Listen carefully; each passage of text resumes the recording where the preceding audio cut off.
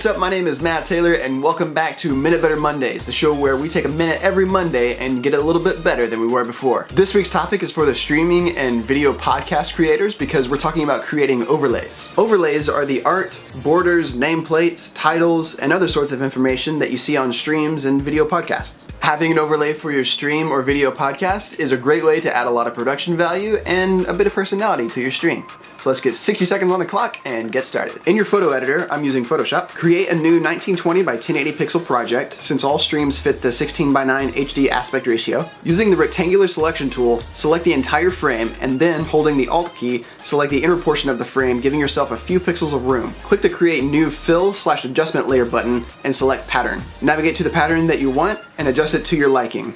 Repeat this step, holding the Shift key as you go to draw out the different windows you'll need for your stream or podcast. Before you get started, it might be helpful to sketch a layout of how you want your stream presented. That way you know beforehand what windows you need and how much space you need for your information. If you'd like to add a background to a section, simply select that section and choose Gradient instead of Pattern. Double-click the gradient and adjust it to the colors that you want. Drop your new background layer below your border layer and then you're ready to export. Make sure the background of the file is transparent, you should see a checkered background, and export as a PNG file for your broadcasting software. That's the end of our minute. I hope this information was helpful to you. I actually get asked this question quite a lot on our Dungeons & Dragons streams and video podcasts. So hopefully now you can make your show even cooler than it was before. If you enjoyed yourselves and the information was helpful, please consider liking this video and subscribing to the channel.